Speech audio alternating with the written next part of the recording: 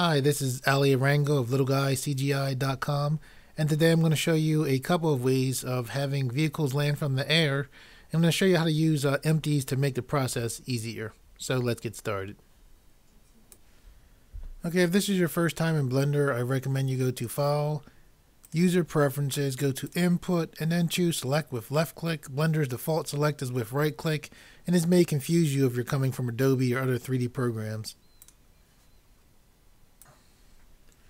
Okay, what you see here is a helicopter that I made, a simple helicopter I made in another tutorial.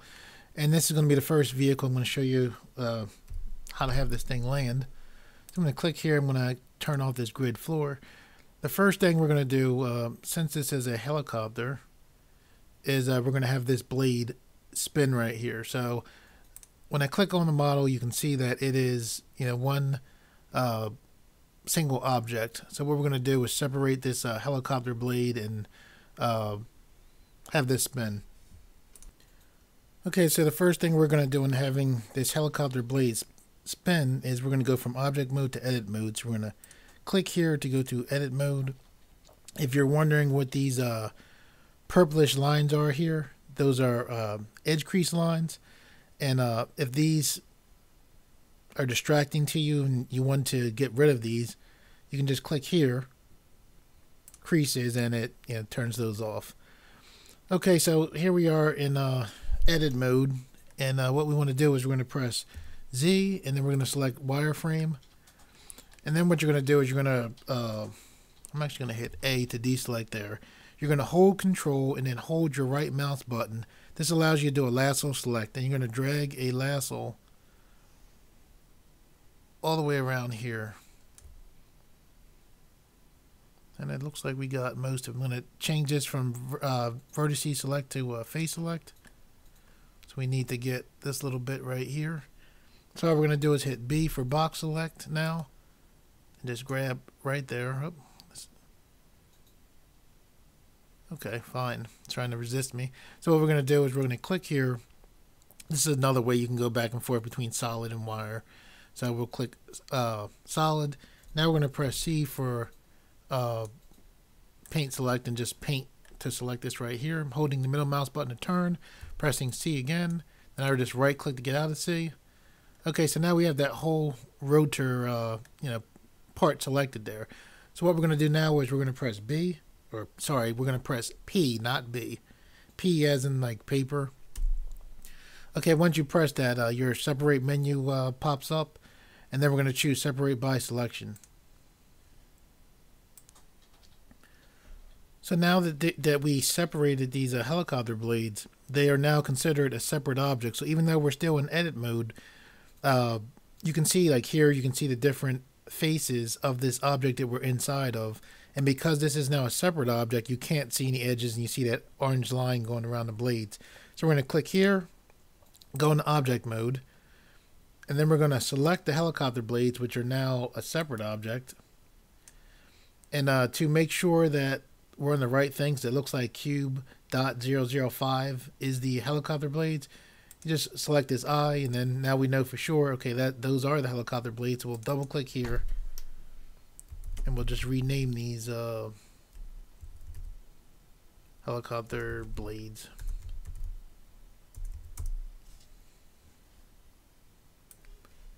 Now that we have the helicopter blades selected, now we're going to click here to go into edit mode for the object, the separate object, now that these helicopter blades are. And now you can see like the opposite effect. Now that we're in edit mode for here, we can see the different pieces of this helicopter blades object.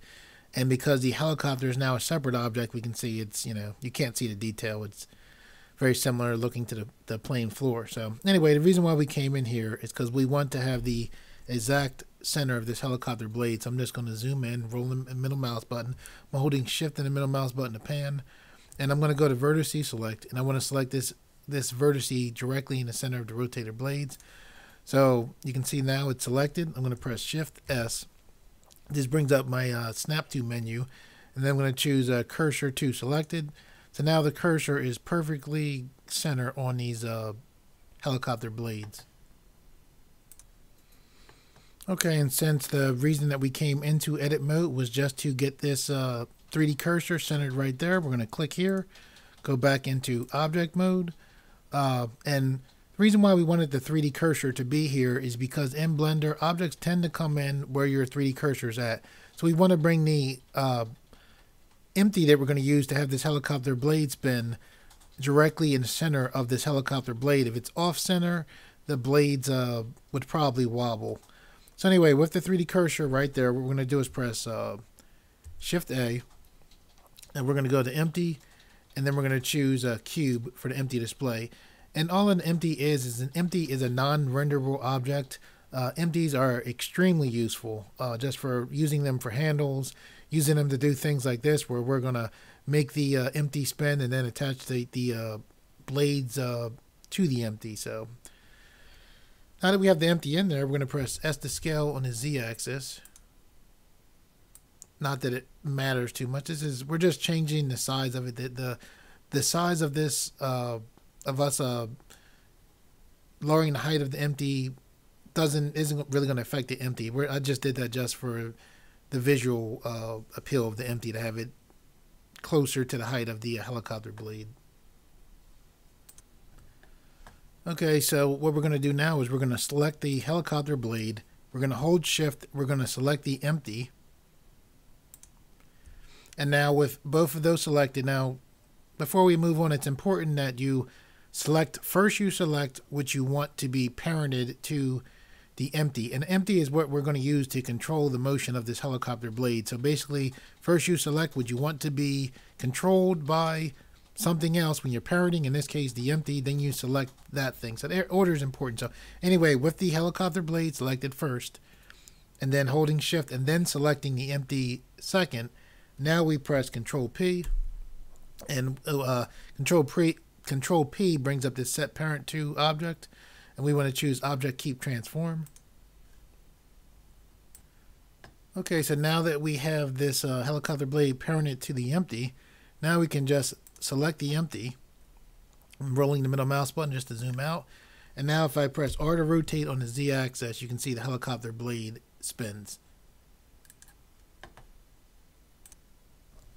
Now when I first had made this helicopter at the time, I can't remember if I knew then how to make a helicopter blade spin continuously or not, because basically what we're going to do right now, okay, with the empty selected, we're going to press I to bring up our insert keyframe menu. Then we're going to choose rotation. All right. Now what we're going to do is we're going to press shift and then the up arrow on your keyboard 2 times. And when you press shift and up, it just advances your timeline indicator on your timeline 10 frames forward. So what we're going to do now is, most of the time when you rotate an object, you'll see the object here, you'll grab it and you'll rotate either on the Z, X, or the Y axis. We want to rotate on the Z axis, but what we're going to do is we're going to come up here for rotation, and we're going to click here, and we're going to put in 359 for the rotation. So then after putting that in, we're going to we're going to move our cursor over to 3D viewport. We're going to select I to bring up our insert keyframe menu. Then we're going to choose rotation. Okay, now with that done, when I put the mouse over the timeline and I hold the right mouse button and I drag, which we call scrubbing, you can see there the helicopter blade is spinning. But there's an issue here because you see it only spins, until we get to its frame 21, and then it stops. So, I mean, we could sit there and go in and just duplicate this and duplicate it and duplicate it and duplicate it, duplicate it to try to get it to constantly spin. However, there's an easier and more proficient way to have this helicopter blade continuously spin, and I'm going to show you how to do that now. Okay, so what we're going to do now is we're going to change this from the default Blender workspace, which you can see right here, it says default. We're going to change it to the animation workspace. So we're just going to click here and then choose animation. Okay, and what's going on in this animation workspace is basically the animation workspace has a dope sheet right here. The dope sheet makes it very easily for you to manipulate keyframes for animation. And then you have a graph editor here, which allows you to adjust the timing of your different animations. And then, of course, you have your 3D viewport and your timeline here. It's very nice that Blender has this set up where when you're ready to animate, you can just click here and go right to animation. Okay, so in this animation workspace, what we're going to do is just roll our mouse wheel over here. I'm holding the middle mouse button to pull here. I'm just rolling in again, holding the middle mouse button to drag to the side so I can, get a better view. And just rolling the mouse wheel allows you to zoom in on the keyframes. And what you see right here is you see the object that I have selected, which is the empty. So what you're going to do, remember right now we have it where, we grab the timeline and we scrub the timeline, which is, just another way for saying moving the timeline, forward. It only scrubs to the 21st frame. So what we want is we want this helicopter blade to continuously spin. So how we're going to do that is we're going to select this first keyframe for the rotation of the empty. We can see here's the empty right here. So we see this is the empty and here's the rotation for the empty. So what you're going to do is go down to where it says key here. Click here. You're going to go up to extrapolation mode and then you're going to choose linear extrapolation. So now with that chosen, now you can see that as we scrub to the timeline, the helicopter blade spins continuously, just like we want it to. Okay, so with that set up, I'm going to click here to go back to the default Blender workspace. I'm going to hold the middle mouse button just to manipulate the view. I'm going to roll the mouse wheel back a little, and I'm just going to select play just so you can see what that setup did. So again, you can just see that the helicopter blade is continuously spinning. So you can use this technique for obviously helicopter blades or pretty much anything you have that you want to spin continuously. A similar technique could also be used to have wheel spin. But with that done, let's move on. Okay, if you look here, you can see the cursor is still in the place that we placed it at when we went into the helicopter blades edit mode. You generally want the cursor to be in that position or generally in the center of this object. It doesn't have to be perfect, but you generally want it to be in this area because what we're about to do is we're about to bring an empty in, and that empty is going to help us set up for having this vehicle land and the next vehicle I'm going to show you how to land. Okay, so in Blender, objects generally tend to come in where the 3D cursor is at. That's why we generally want the 3D cursor to be in the center of this vehicle. Normally I bring objects into Blender by pressing the shortcut Shift A. Because of Blender's tab system, we can also use this Create tab that's right here. So if you just left click right there, you'll see these options pop up. And generally the Create tab gives you most of the options that Shift A gives you. If you scroll down, you can select an empty from here. So we'll select empty here. When the empty first comes in, you see it is the plane axis type. We can click here and then select a cube to, instead of the plane axis. And this is what we want. So now with that selected, what we're going to do is we're going to move this down. We're going to hit S to scale on the Z axis. We're going to hit S to scale on the Y axis. And we generally want it to be, something that we know that we can grab to move. Something that we know that when we grab to move the empty, we'll move the vehicle. So I'm going to press S to scale on the X axis. And I'm scaling this more for visual appeal. Okay, so now that we have the empty pretty much centered and around the general size of the vehicle that we want to move, what we're actually going to do is press M to bring up our Move to Layer panel, and then we're going to select this third layer right here to move the empty there. Okay, so now that we have the empty on layer 3, you can see that when you look here, this is showing the different layers in Blender. And typically when you come into Blender, by default, you start on layer 1. Okay, so now that we have the empty moved to layer 3, what we're going to do now is just hold the middle mouse button to adjust the view. We're going to select this floor plane. We're going to push up just a little bit, and we want to have it just touching the tire. You can even go into the tire a little bit just to know that this vehicle is sitting on this floor plane. Okay, and with the floor plane selected, you're going to press M to bring up your Move to Layer panel, and then you're just going to select layer 3. So now you can see that in layer 1, the floor panel disappeared, but when we click here, now we can say here is the empty, and here is the floor panel or floor plane. Okay, and let me show you guys this. This is actually pretty cool. These layers right here. Before, you pretty much had to just remember, you know, what was in each layer. But now, if you click here, this is the layer tab, and you can actually click this triangle to open up your layer management display.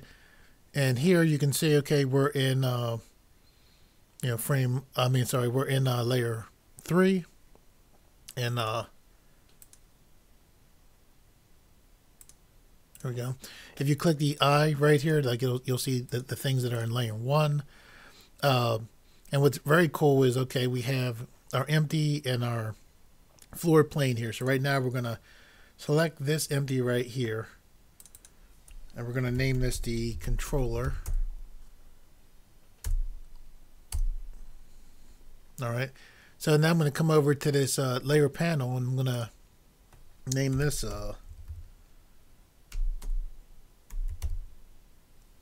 control_layer. So this is just actually pretty cool. Just the fact that, you know, now you can actually click on the layer and, you know, be able to name it and actually be able to manipulate the objects somewhat in the layer also. So anyway, now without getting too caught into that, I thought that was pretty cool, and I think this just came up with 2.72. So moving on. Let me just shrink this down a little bit like it was before. I'm going to roll the mouse wheel back. I'm going to hold the middle mouse button just to adjust the view. So what we're going to do here with this this landing animation is we're going to start at the end before the beginning. So we'll put it on 160.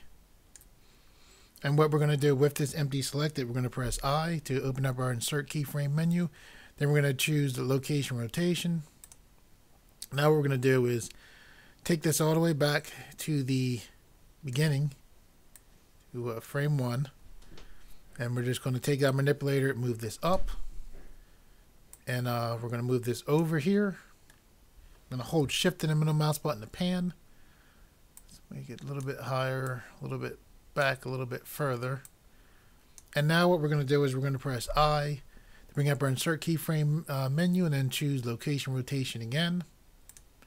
And now when we scrub the timeline, we can see, you know, and Blender interpolates between the two keyframes, and this object moves down to its landing position. And now that animation is pretty boring looking, so what we're going to do is we're going to adjust it. Let me just move this up and out of the way a little bit. Let me hit the end menu to temporarily take this out of the way. And what is very cool is, okay, we see, you know, when we scrub the timeline, we have, you know, just a visual, okay, it goes from there to there, and it's kind of boring. Check this out. And how I did not know about this, I don't know. I think I saw something about it before and forgot. How I could forget this, which I think this is like ridiculously cool, what I'm about to show you here. With the empty selected, you select your object data, or active, what is it, active data to display, and edit object menu button.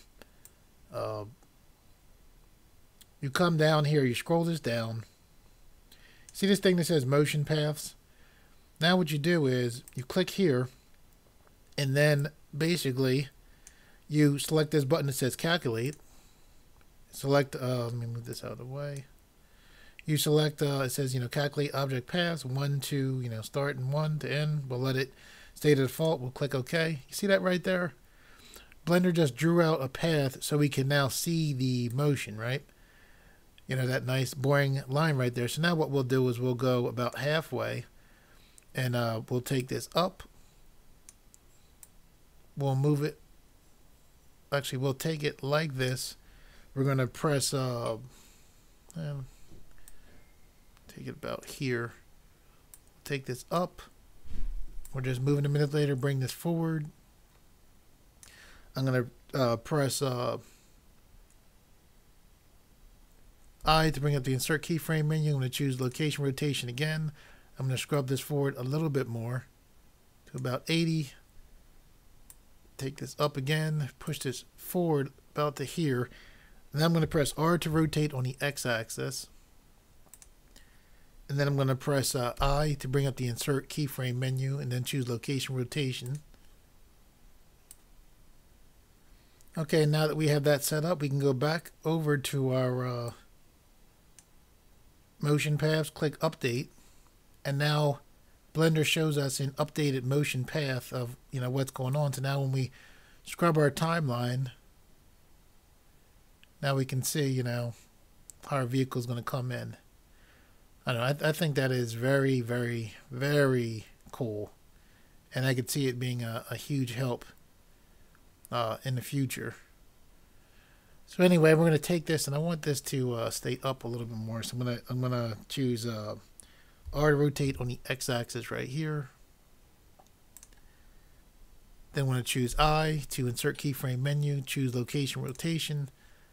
So now when we scrub, it'll come in and it'll stay tilted up a little bit more until it comes in for its landing there. And if we can just let you see what it looks like when we actually play it. So nice and smooth, comes in and goes for its landing. So now that we have that set up, what we're going to do is with this empty selected, we're going to press Shift D. So we have a duplicate empty. And with that duplicate empty selected, we're going to press M to bring up our Move to Layer panel. And then we're going to check, or we're going to select Layer 4.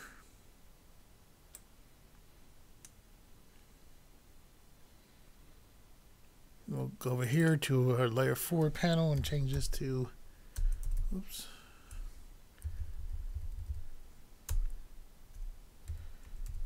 controller _2. Okay, so with that set up, so now we have that on Layer 4. So we're gonna hold Shift. So we're in Layer 3. We're gonna hold Shift and we're gonna select Layer 1. And when you have one layer selected here and then you hold Shift, now you can see both layers at the same time. And the main reason you use layers is layers make it easier to organize scenes that you're working with like this. So anyway, with this empty here now selected, what we're going to do is we're going to select the empty that is controlling our rotator blade.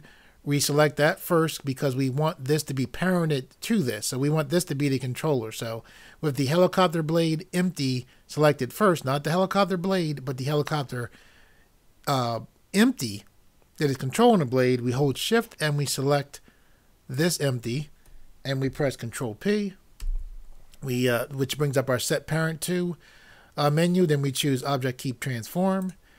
And now what we have to do is select the body of the helicopter. So with the body selected, you can see that it's selected because of this orange outline going around it. Now we hold Shift again and then select the controller empty, press Control P again, and then Set Parent To, Object Keep Transform. Okay, if you're wondering why we had to select two different objects, remember we started off with this. Remember we separated this helicopter blade, and the reason why we separated it was so that we could attach it to this empty. Then we set up this empty so that it would continually spin. So that's all that we did was we took the empty, which is connected to the helicopter blade, which the helicopter blade is separate from the helicopter body, and then we just parent it. Because this helicopter blade is parented to this empty, wherever this empty goes, the helicopter blade will go. So then we took this empty and parented it to the controller empty. So now when this controller empty moves, the helicopter blade will move. And the same thing with the body. So the body was separate. So we selected the body, which is totally separate from here. And then we also parented the body to this empty, because really it's an illusion. You have the blade and you have the body. These are two separate objects, but because they're so close and because they're connected by the empty, it looks like they're one. A lot of times it's easier to do things like that, where you have things set up where it looks like it's one, but by having it be separate objects, it allows you to animate it in different ways that you would a lot of times like it to be animated. Anyway, the reason why we even did all that stuff with the empty, some of the advantages of animating with an empty is, suppose your computer isn't that fast. Basically, by setting up your animation with the empty, you don't have to worry about, like, if this was a detail model, which obviously it isn't, but if it was, you could have all your animation and see how it's working out without having to worry about, complex and high geometry models slowing down your computer. The empty allows you to just solely focus on the flow of the animation. And once the empty is set up and animated, then you can do just like we just did now and parent your vehicle to your empty. And now you'll see that when we scrub the timeline, you see that? The vehicle follows right along with the empty. Very cool. So we were able to, animate the empty and not have to worry about, computer slow down or anything. I'll hit play so you can just see it go through. And what's cool about that is, okay, now we have this path set up and, we have it, this vehicle landing. The reason why we duplicated this empty was so that we could easily hide this object or move these objects to another layer and then bring another vehicle in. And that's what we're about to do right now. Okay, so we have the empty selected. So what we're going to do is we're going to hold shift and make sure we have everything selected here, because the empty will move on its own layer to move everything attached to it like you saw with the animation. I'm not sure if it will move to another layer, so we're just going to select everything here. Then we're going to press the M key, and now we're going to select this layer here, and that is, which layer is that considered? This layer here. Okay, so that's layer 11. So we'll select layer 11, double click here, and we'll name this helicopter landing. Okay, so now what we're going to do is go back to layer 3, and we're going to select layer 4, and this is the empty that we duplicated. And because we duplicated it, this empty still has all of the animation that the other empty has. As a matter of fact, we can select this empty, go to our motion path, select calculate, select OK, and we can see now there's the motion path for this. Another thing with having a duplicated empty is you can also change the motion path here, and then you could decide on which empty you liked how it was animating better, and then choose that particular empty to parent your vehicle to. Okay, so what we're going to do now is we're just going to move the timeline to frame 160. We're then going to hold shift and select layer 2, where I have this rocket ship attached to an empty. I'm going to select the empty that the rocket ship's attached to. I'm going to just move this up so it's not going through the floor plane.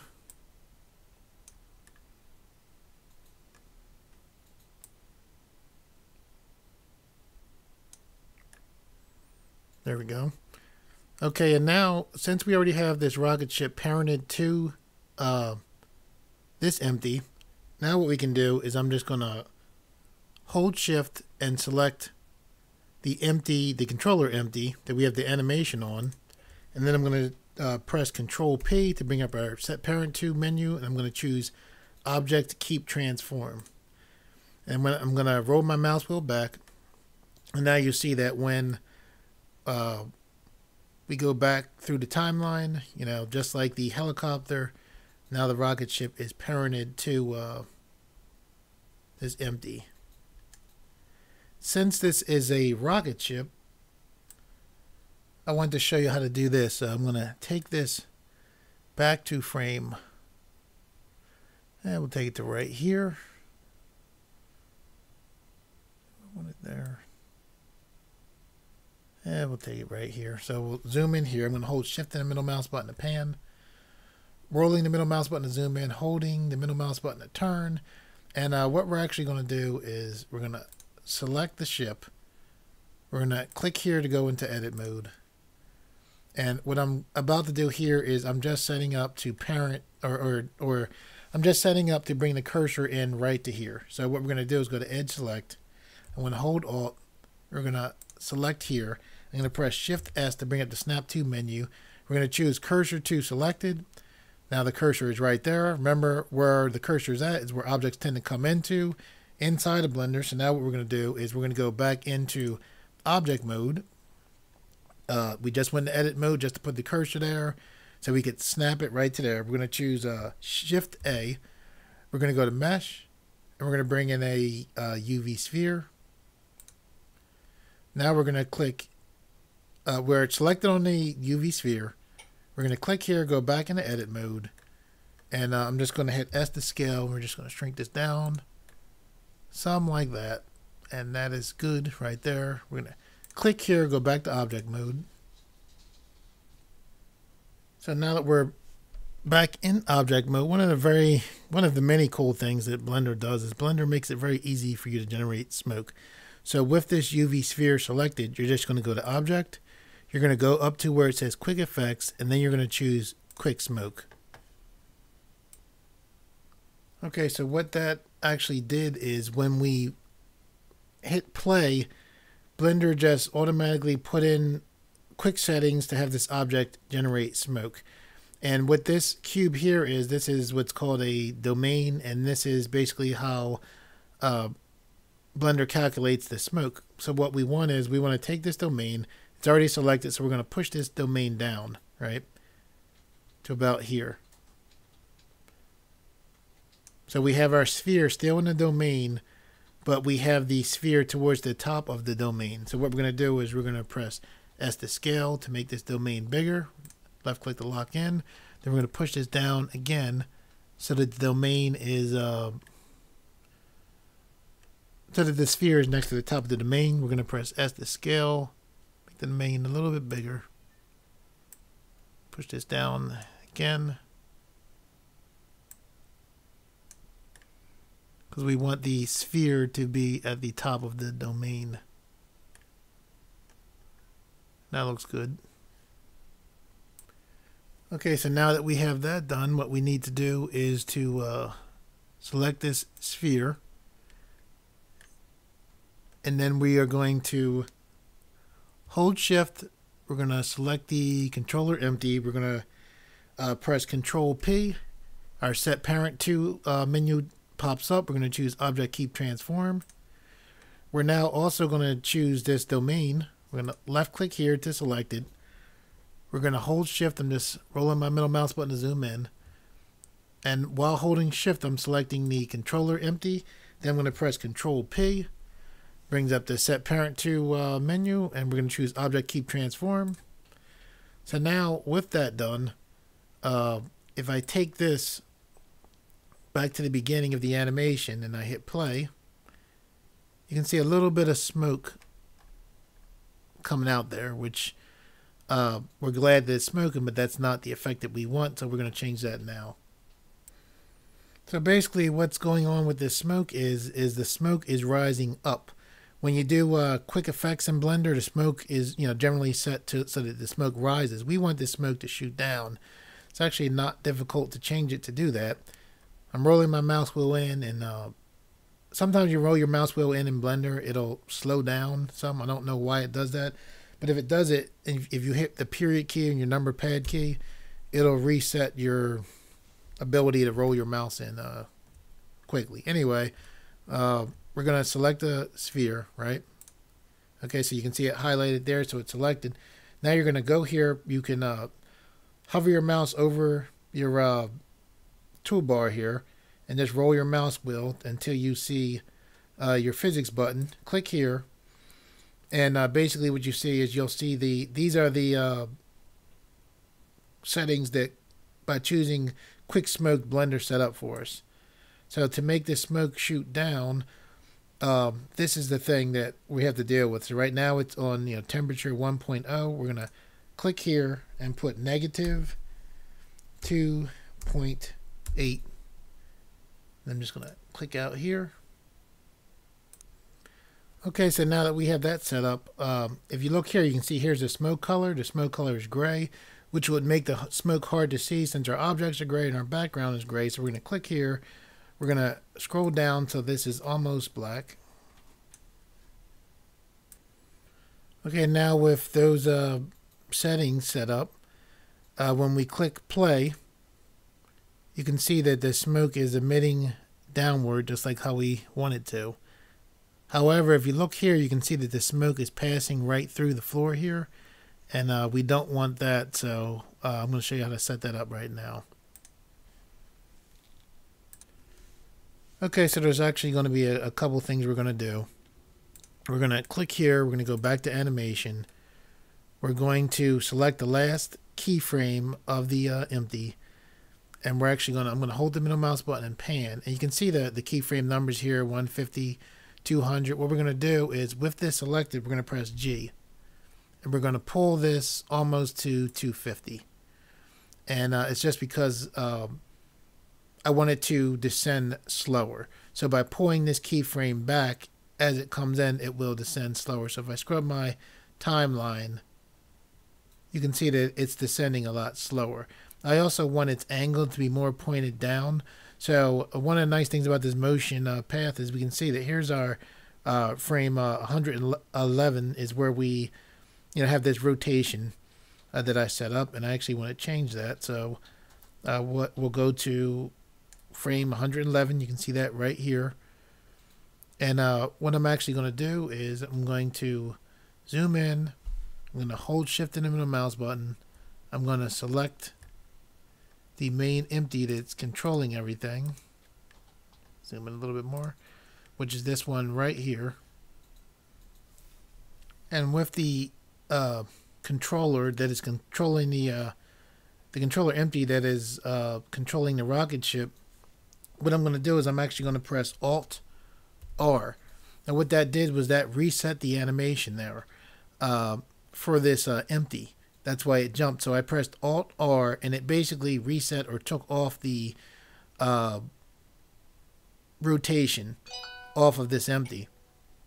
So it didn't take away the keyframe, but it just, visually and here in our 3D viewport, it changes. So what I'm going to do now is I'm going to press I to bring up our insert keyframe menu panel. Then I'm going to select rotation here.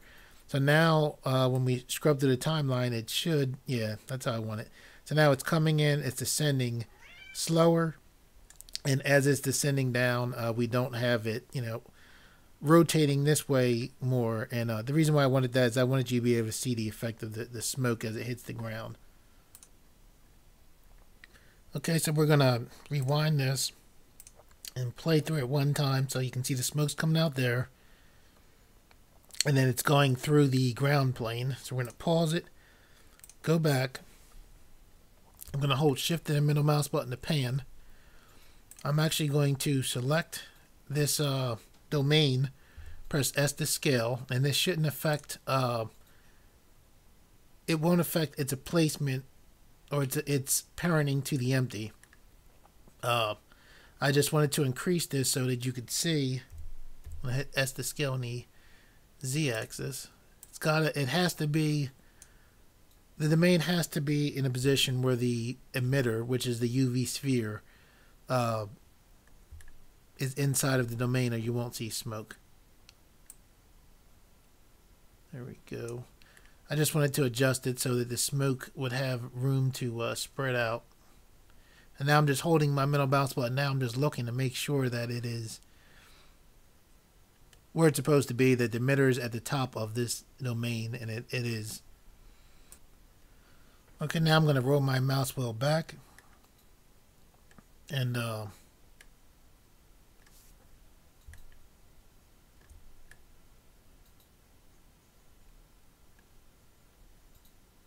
we're going to do now is select this plane. Now our rocket ship is on layer 2.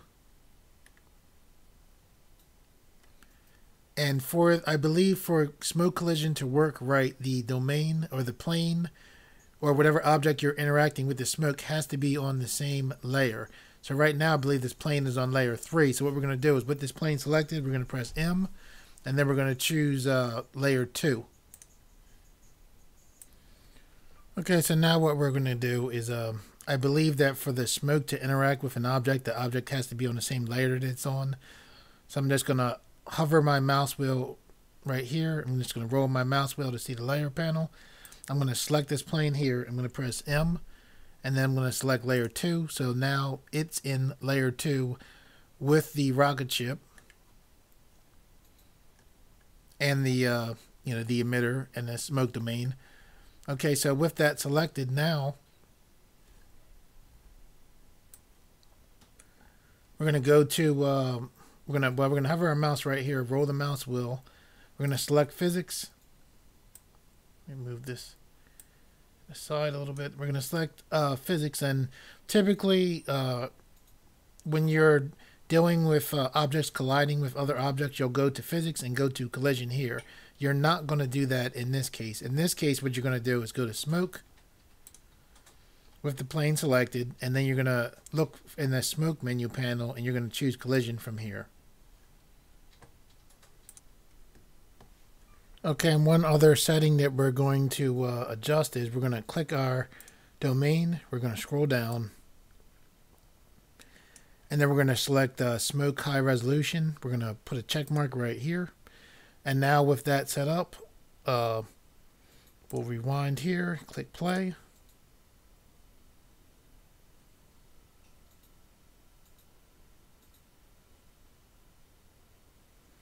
And now you can see the smoke is hitting and interacting with the plane as the rocket ship is lowering itself down.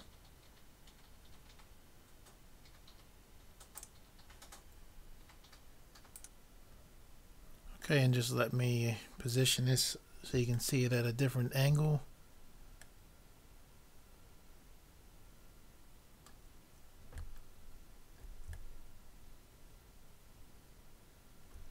So we'll just rewind it, hit play.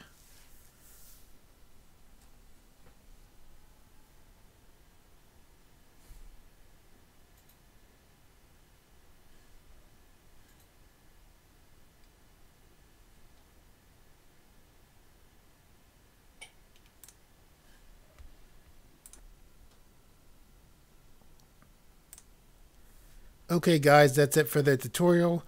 You should be aware that as far as the ship interacting with the smoke, the ship itself can also be set up as a collision object. You would set it up the same way that we set up the plane to interact with the smoke. The way this looks here for me, that's fine, but I just want you to be aware that you can do that. You would just select the ship, you would go to physics, you would go to smoke, and then in the smoke menu panel, you would select collision, and then the ship itself would be a collision object with the smoke as well. For those out there of you who like the videos on this channel and reshare them, thank you very much. I greatly appreciate it. And to those of you who are new to this channel, if you like the videos on this channel and you would like to see more, please subscribe.